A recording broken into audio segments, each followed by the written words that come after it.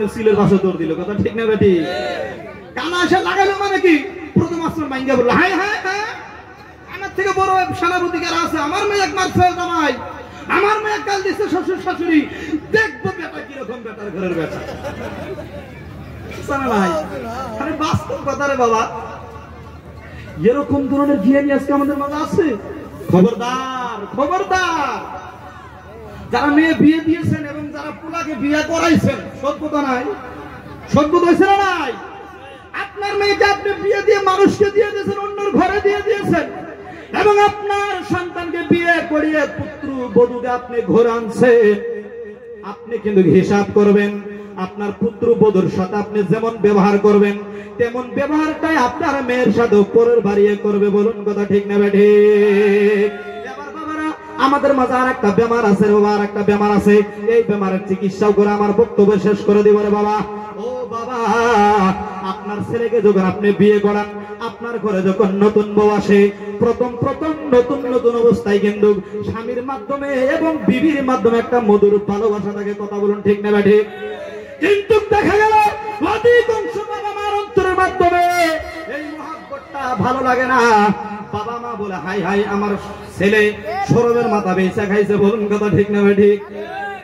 আমার ছেলের তো শরম নাই, আমার সামনে বইয়ে কিরকম করে মহব্বত করে।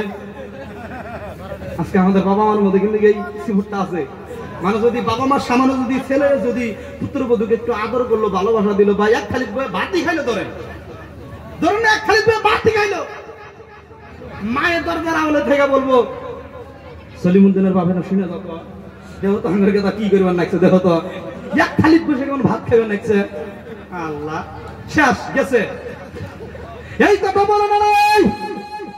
ও বাবা তুমি শোনো শোনো, তুমি যদি দেখতে পারো তোমার সন্তান তোমার পুত্র বধূকে নিয়ে এক প্লেটের মাধ্যমে খাওয়া দাওয়া করে, এক গিলাসের মাধ্যমে পানি পান করে, তুমি তোমার বিবিকে সম্মুখে বসাইয়া আল্লাহর দরবার 2 রাকাত নামাজ পড়ে শুকরিয়া আদায় করে নিও। জোরে পড়ি সুবহানাল্লাহ সুবহানাল্লাহ। 2 রাকাত নামাজ পড়ে ও মা ও বাবা তোমরা শোনো, তোমার ঘরের ছেলে যদি এমন করে পুত্রবধূকে ভালোবাসে, মহব্বত করে, তুমি আল্লাহর কাছে 2 রাকাত নামাজ পড়ে দোয়া করবা আর বলবা আল্লাহ ও আল্লাহ আমরা তো পাপী দাবি গুনাহগার গো আল্লাহ, আমাদের গুনাহগারের মাধ্যম থেকে, পাপী দাবির মাধ্যম থেকে যেমন একটা সুন্দর আদর্শবান সন্তান আমাদেরকে তুমি দান করেছো, যেই সন্তান মানুষের মেয়েকে বাড়িতে এনে খুব ভালোবাসা দিয়েছে। জোরে বলুন সুবহানাল্লাহ।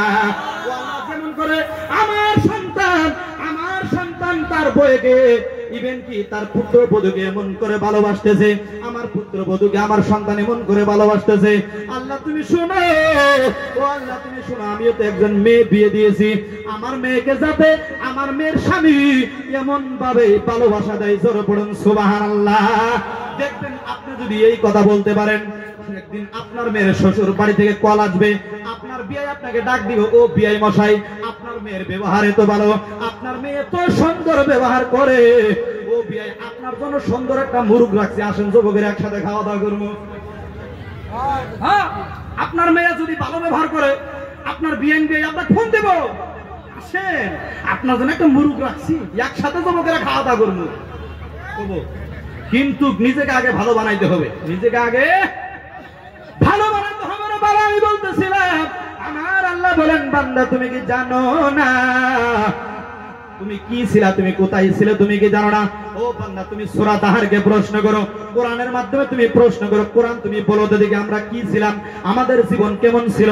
সূরা তাহারের মাধ্যমে 1 নম্বর আয়াতের মাধ্যমে আমার আল্লাহ রাব্বুল আলামিন বলেছেন হাল আতা আলাল ইনসানি হিনুম মিনাত তাহারি লাম ইয়াকুন শাইআম মাযকুরা।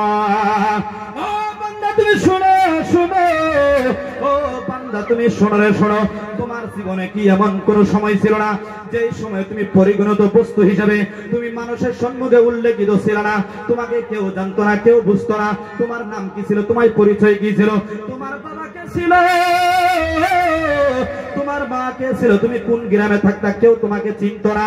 ও বান্দা তুমি শুনো, আমি আল্লাহ পাক তোমাকে জীবিত করেছি, তার মানে তোমাকে হায়াত দিয়েছি।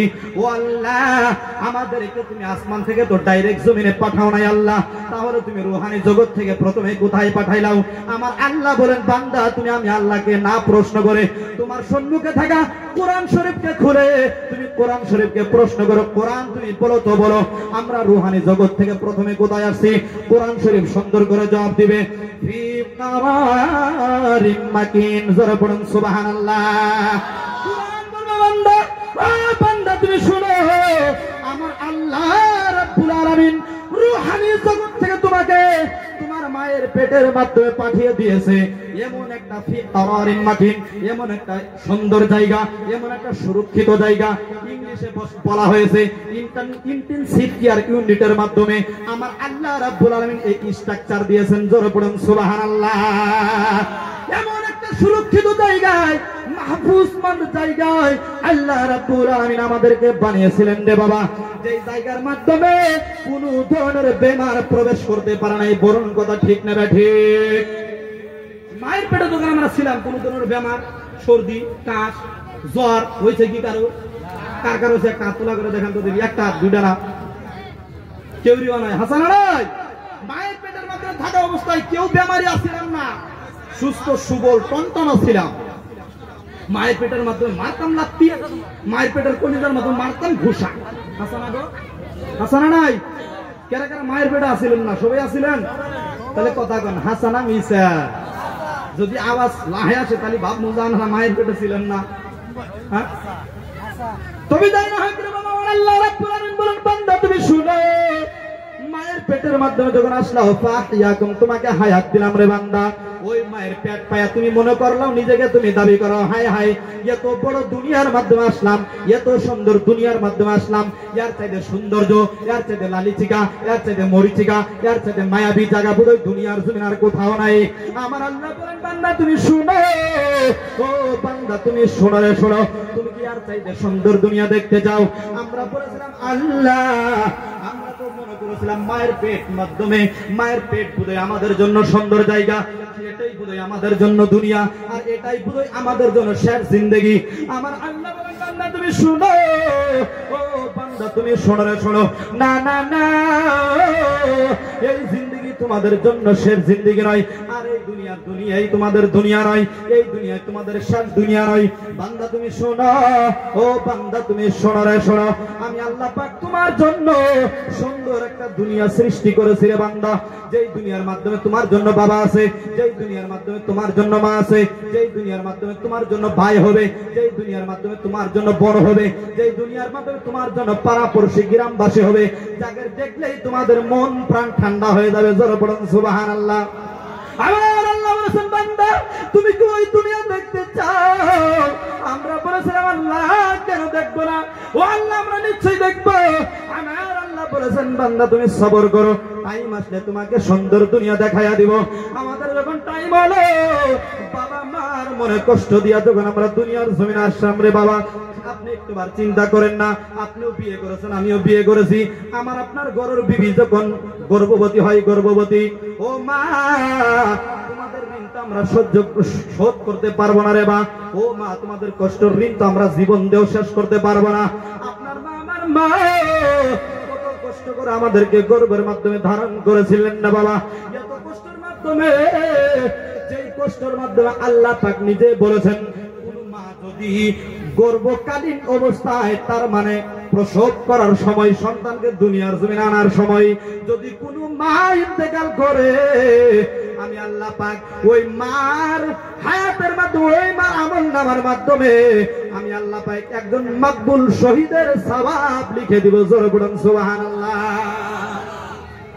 ও মা এত কষ্ট করে দুনিয়ার জমিনে আমাদেরকে নিয়ে আসছেন, এবার চিন্তা করে ওই দুনিয়ার জমিনে আসার পর এবার যখন আমরা চলা শিখলাম, এটাবার যখন আমরা হাঁটা শিখলাম, নিজ হাতে খাওয়া শিখলাম, চোখ দিয়া দেখা শিখলাম, আমরা যখন কান দিয়া শোনা শিখলাম রে বাবা, আমাদের অটোমেটিকলি আলটিমেটলি আল্লাহর উপর দিয়ে কিছু ভরসা কমে গেল। বলুন কথা ঠিক না ঠিক?